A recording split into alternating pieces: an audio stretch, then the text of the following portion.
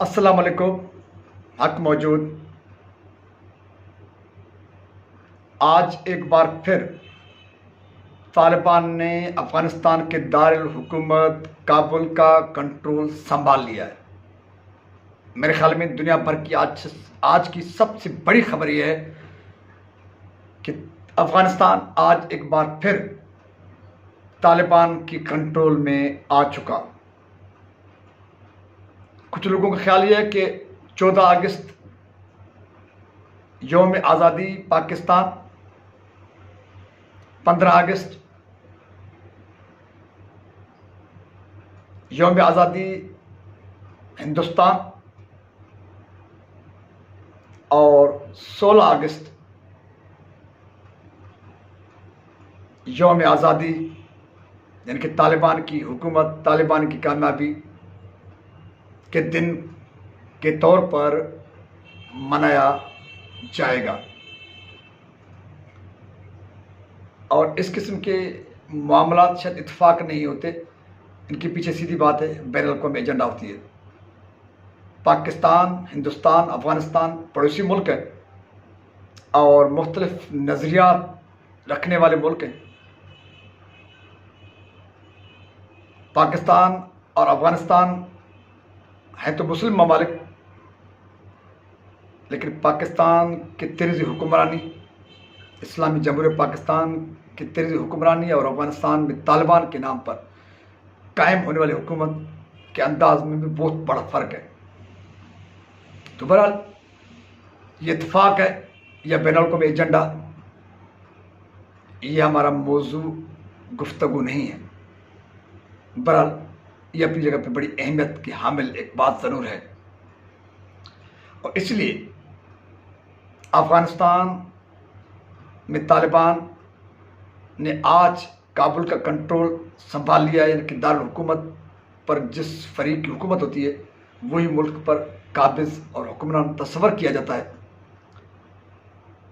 لیکن جو بتایا جا رہا ہے کہ طالبان کی کامیابی کا جو اعلان ہوگا اور کنٹرول باضابطہ طور پہ سنبھالنے کی جو بات ہوگی وہ رات 12 بجے کی بات ہوگی، 12 بجے کی بعد ہوگی، اور تاریخ تبدیل ہونے کا انتظار ہے. بہرحال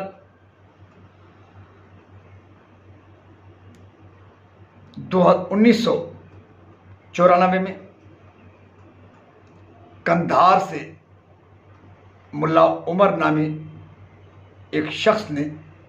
جو عام کسی مذہبی مدرسے میں تعلیم حاصل کر رہا تھا، کوئی مقامی ایشوز پہ اس نے کردار ادا کیا. ایسے چند طالب علموں پر مشتمل ایک جتھا، ایک ٹولہ بنایا گیا جس کو بعد میں طالبان کا نام دیا گیا، اور پھر طالبان نام کے بعد تحریک طالبان میں کنورٹ ہو گیا اور ایک تحریک بن گئی. طالبان کے نام سے بنی ہوئی تحریک نے کندھار کے کچھ علاقوں پر کنٹرول حاصل کیا، پھر کندھار پر انہوں نے کنٹرول حاصل کیا، اور ایسے 1994 سے جو تحریک طالبان کے نام سے ایک تحریک شروع ہوئی، وہ 1996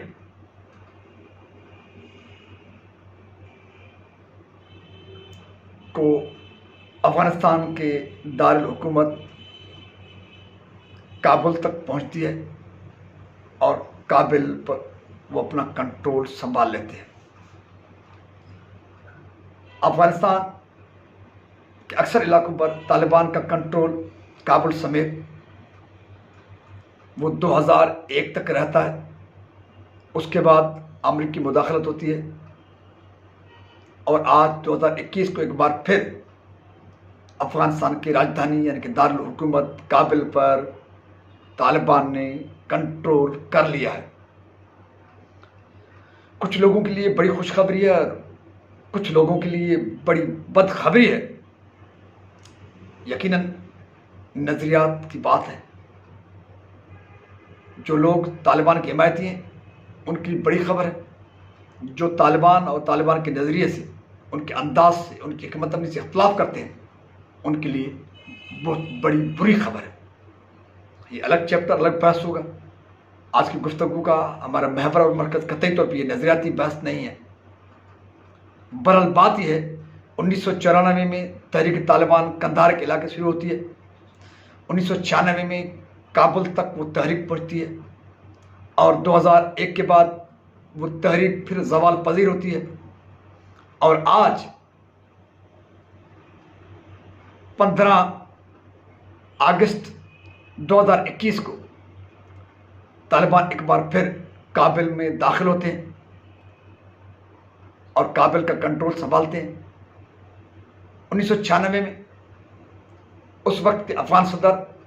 برہان الدین ربانی بغیر کسی مزاحمت کے پورے افغانستان میں طالبان کو مزاحمت کا سامنا کرنا پڑا تھا اس وقت بھی. لیکن طالبان جب ستمبر 1996 میں کابل کی طرف انہوں نے موو کیا تو بغیر مزاحمت کے وہ کابل میں داخل ہو گئے تھے. اور 15 اگست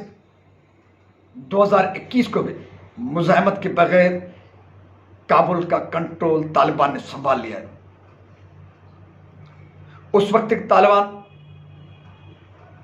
کل روس بکھرتا دیکھے تھے، اب انڈیا ٹوٹتا دیکھیں گے. ہم برق کے جہاز کے شعلوں سے امریکہ جلتا دیکھیں گے. اس قسم کے جذباتی نعرے لگا رہے تھے. ایران کے ساتھ بھی ان کے تعلقات بہت اس وقت برے تھے. دنیا کی اور ممالک بھی ان سے ناخوش تھے. طالبان نے پاکستان میں بھی بڑے پیمانے پر مداخلت کی ہوئی تھی، اور دیکھتے دیکھتے تحریک طالبان پاکستان بھی بن گیا. لیکن آج کے طالبان بڑے تبدیل نظر آ رہے ہیں. اپنے مخالفین کو کابل میں پیغام دیا گیا ہے طالبان کی طرف سے کہ سارے مخالفین کو عام معافی ہے، کوئی نہ ڈرے، کوئی نہ بھاگے، کسی کے ساتھ بھی ناروا سلوک اختیار نہیں کیا جائے گا. یہاں تک کہ اطلاعات ہیں کہ افغان صدر اشرف غنی کے ساتھ بھی مذاکرات ہوئے. مذاکرات کے بعد ایک مہذب انداز میں فاتح یقین طالبان ہوئے، لیکن فتح حاصل کرنے کے باوجود بھی انہوں نے افغان صدر اشرف غنی کے ساتھ مذاکرات کیے. بڑے مہذب انداز میں اس کو موقع دیا گیا کہ وہ افغانستان سے باہر منتقل ہو جائے. اور کافی مخالفین طالبان کے جو ہیں وہ اب بھی افغانستان کی دارالحکومت کابل میں موجود ہیں. اور کچھ اطلاعات یہ بھی ہیں کہ کابل کی حکمرانی میں مخالفین کو بھی شامل کیا جائے گا. اطلاعات تو یہ بھی ہیں، بین الاقوامی حالات کو مد نظر رکھتے ہوئے بین الاقوام متحدہ سے بھی ٹکر لینے کی بجائے اقوام متحدہ کے اصولوں اور ضابطوں کو سامنے رکھتے ہوئے طالبان اقوام عالم سے بہتر تعلقات کی بنیاد پر چلنے کی نہ صرف خواہش رکھتا ہے بلکہ وہ نئی حکمت عملی کے ساتھ، نئے ویژن کے ساتھ دنیا کے ساتھ چلنے کا پلان بھی رکھتے اپنے پاس. تو بہرحال بات ہو رہی تھی 1994 سے 2021 تک افغانستان میں اتار چڑھاؤ، کبھی طالبان کی حکومت، کبھی طالبان کی پسپائی، کبھی امریکہ کی حکومت، کبھی امریکہ کی حمایتی کی حکومت، کبھی کامریڈ نجیب کی حکومت، اس سے پہلے روس کی حکومت، اس سے پہلے کہ افغانستان کی بہت بڑی ہسٹری ہے. تو بہرحال ہمارا فوکس تھا طالبان کے وجود سے، اور آج ایک بار پھر طالبان کی کابل پر کنٹرول تک ہمارا موضوع محور ہے گفتگو کا. تو بہرحال لیکن پاکستان سمیت دنیا بھر سے جو طالبان کی حمایتی جنونی قسم کے لوگ ہیں وہ آج ایک بار پھر جنونی قسم کے سلوگنس، نعرے لگا رہے ہیں اور دنیا کو للکانے کی باتیں کر رہے ہیں. اور پاکستان میں بھی اس قسم کے گروہوں کے معرفت حکومت کرنے کے لیے ماحول بنانے کی بات کر رہے ہیں. لیکن ان کو میری گزارش ہوگی کہ ماضی میں بھی آپ نے طالبان کو جنونی قسم کے مواقع فراہم کیے، نعرے لگوائے، ان سے ایک ماحول بنایا جس کی وجہ سے طالبان بھی جذباتی اور جنون انداز میں دنیا سے نہ صرف بات کرنے لگے، ڈیل کرنے لگے، اور ملک افغانستان کے اندر بھی وہ اپنے مخالفین کے ساتھ سخت انداز میں پیش آئے، جن کی وجہ سے دنیا مجبور ہو گئی کہ طالبان کو پیچھے دھکیلا جائے، اور طالبان کو پیچھے دھکیلا گیا۔ میں سمجھتا ہوں کہ آج دنیا ایک بار پھر امریکہ سمیت، پاکستان سمیت افغانستان میں طالبان کو موقع فراہم کرنا چاہتی ہے۔ یہی وجہ ہے میرے خیال میں کہ افغانستان سے جس طریقے سے امریکہ نے اپنے بستر گول کیے، اور جس طرح سے امریکہ سے نکل گیا، اور بین الاقوامی دنیا کا جو ریئیکشن ہے، اس سے یہ اندازہ لگایا جا سکتا ہے کہ دنیا طالبان کو موقع فراہم کرنا چاہتی ہے۔ اس کے بہت سارے اسبابوں کے ساتھ ساتھ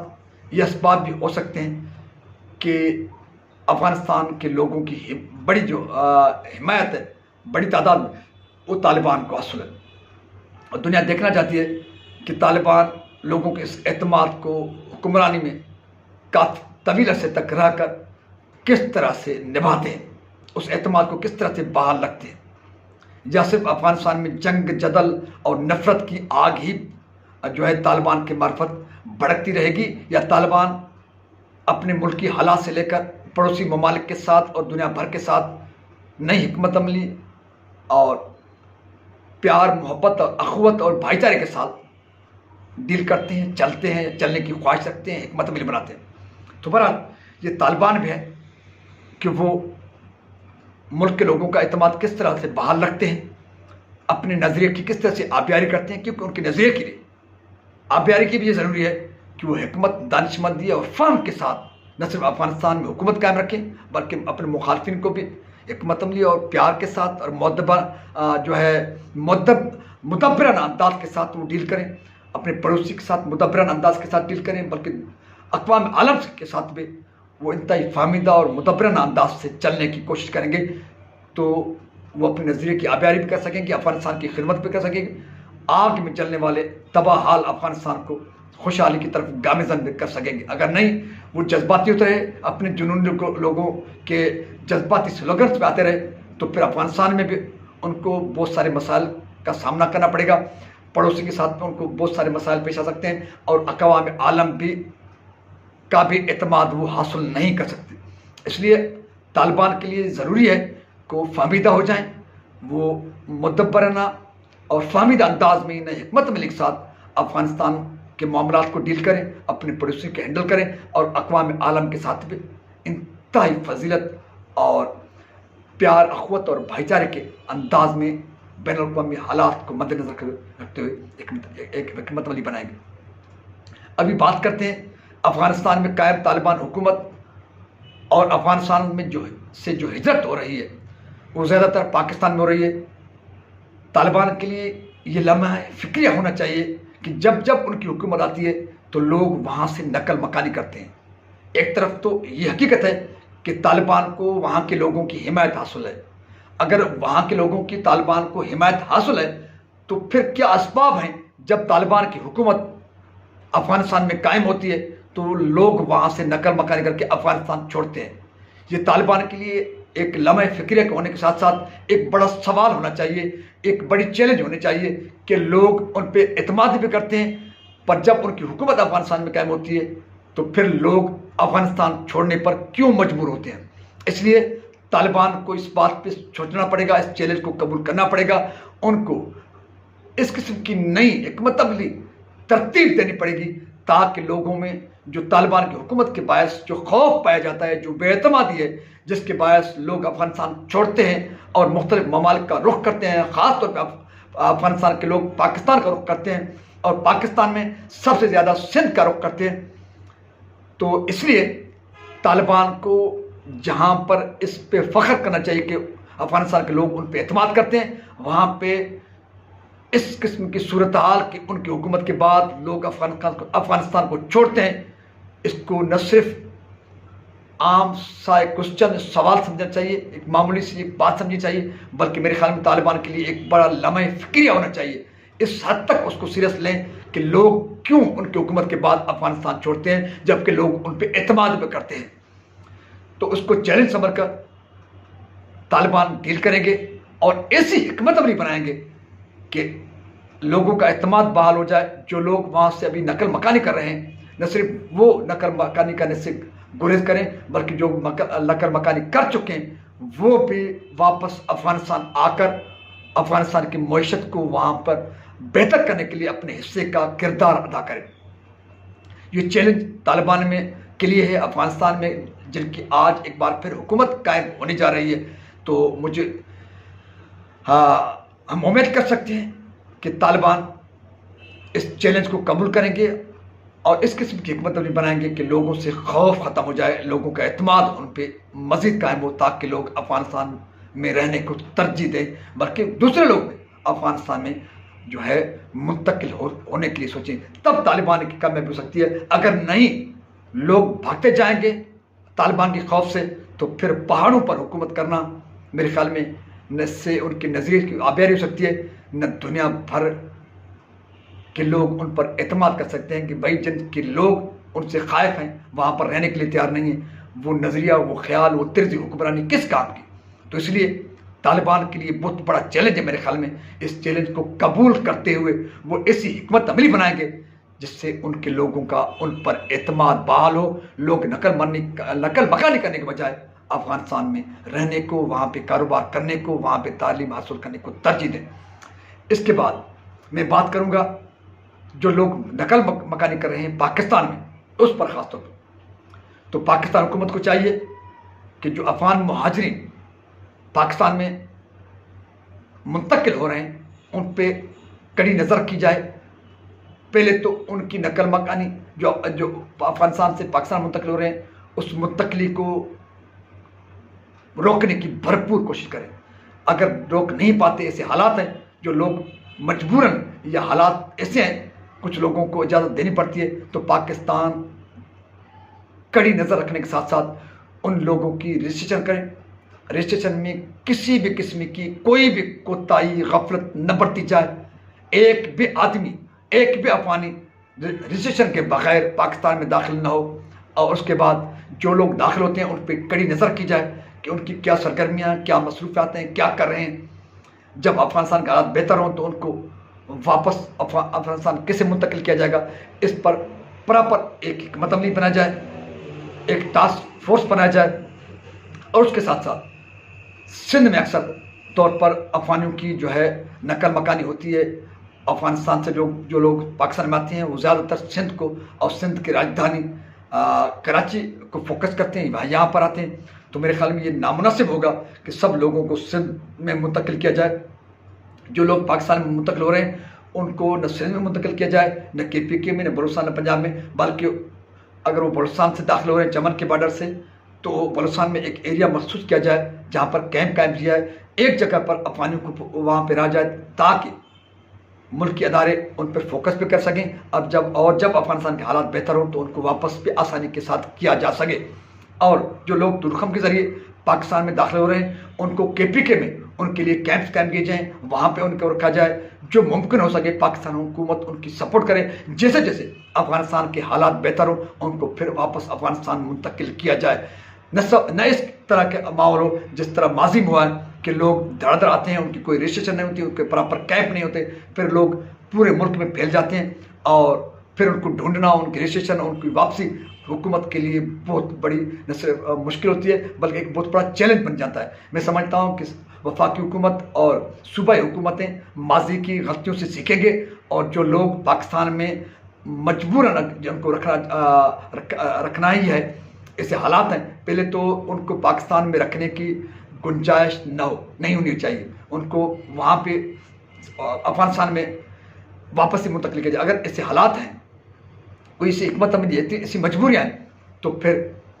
چمن بارڈر والوں کو بلوچستان میں کیمپ قائم کر کے رکھا جائے اور ترخم سے جو لوگ آ رہے ہیں ان کو KPK میں کیمپس قائم کر کے ان کو رکھا جائے اور جب حالات بہتر ہوں ان کو واپس منتقل کیا جائے.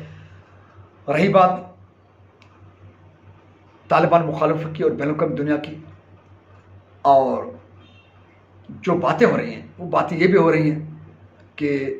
چین کو ڈسٹرب کرنے کے لیے اور پاکستان کو ڈسٹرب کرنے کے لیے امریکہ نے نئی حکمت عملی بنائی ہے تاکہ طالبان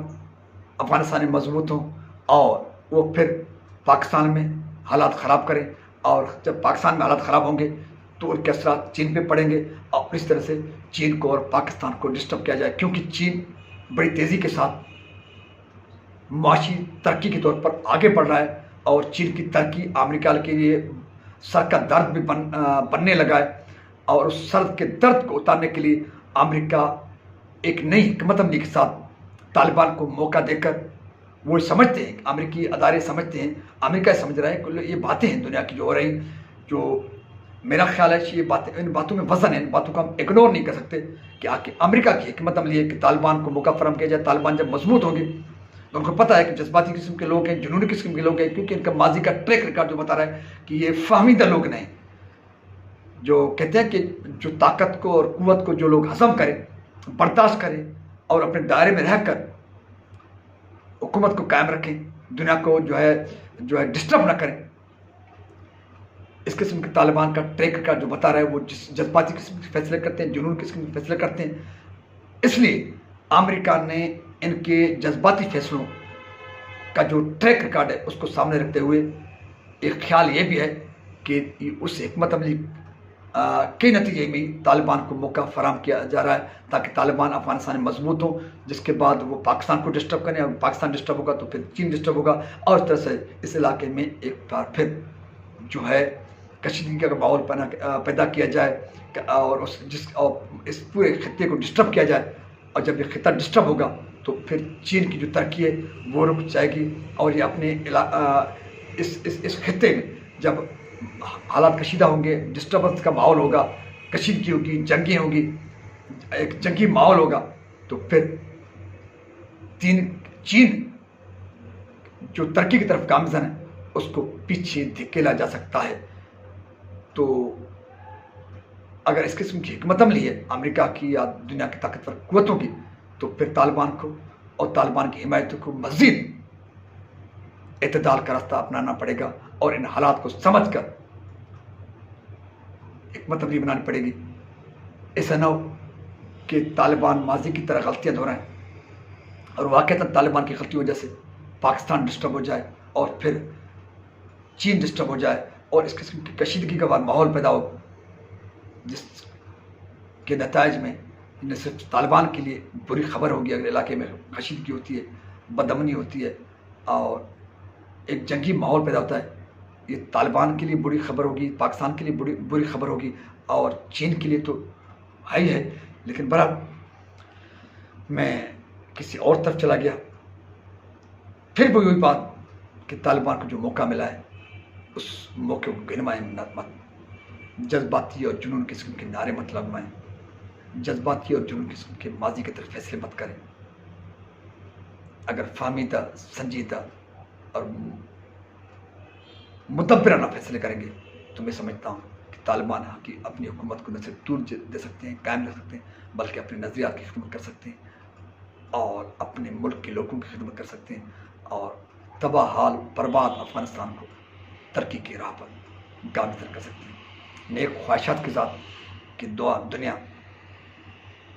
ایک دوسرے کو برداشت کرے گی اور طالبان دنیا کو برداشت کرنے کی جرات کریں گے۔ پاکستان زندہ باد۔ خدا حافظ۔